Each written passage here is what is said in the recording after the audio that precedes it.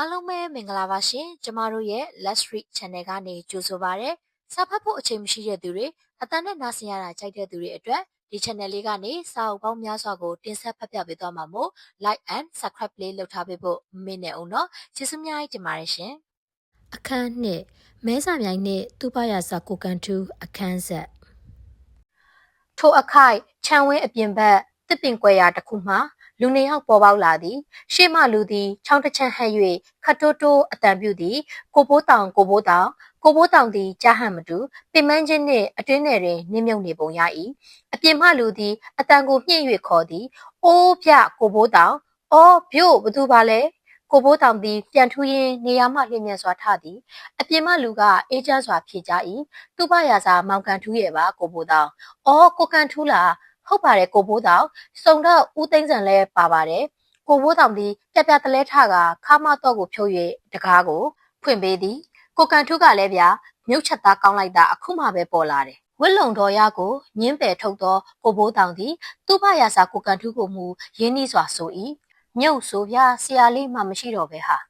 သူ့ဘရာစာကိုကန်ထူးသည်စိုးနှင်စွာပြောရင်းကိုဘိုးတောင်အားဝမ်းနဲ့စွာကြည့်သည်ကိုကန်ထူးနောက်ပါမှစုံတော့ကိုသိန်းစံသည်ခေါင်းကိုက်ဆိုင်ချ၍ငြိမ်နေသည်သူ့ဘရာစာကိုကန်ထူးသည်သူ့ဘရာစာတအုပ်ဆိုတော့လဲဘိုကေကိုတက်ရွက်စွာဖိထားသည်သူ့ဝစ်စားတွေမှာလဲတက်ရက်တန်ရှင်းသည်ကျွန်တော်တို့စောစောကပဲရောက်နေတာခုနကခမည်းနဲ့ဦးမင်းဆွေနဲ့အပြန်အလှန်ပြောနေကြလို့တစ်ပင်ပင်အသာဝင်ကတ်နေကြတာ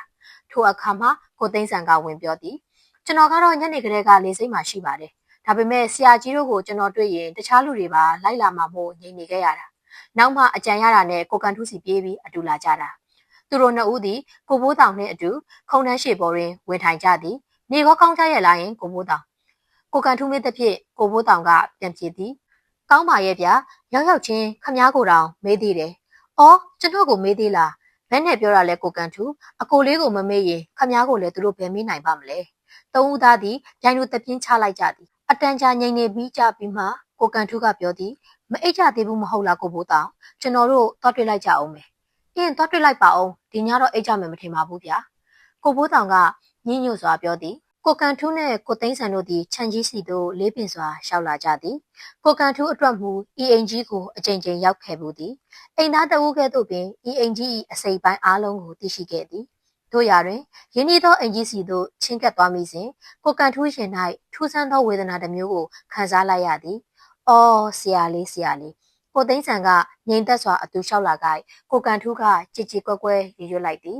သူတို့နှစ်ဦးသည်မှောင်မဲနေသောဧကန်းဆောင်ကိုဖြတ်ခါအပေါ်ရက်သို့တက်တိလေကားချေရင်သို့ရောက်သည့်တစ်ပြိုင်နက်အပေါ်တက်မှလူတစ်ယောက်ဆင်းလာတဲ့နှင့်ဓာတ်မီခလုတ်ဖွင့်တံကိုကြားလိုက်ရသည်လေကားအလယ်ရှိမီလုံးတစ်လုံးပွင့်သားသည်ကိုလည်းတွေ့လိုက်ရ၏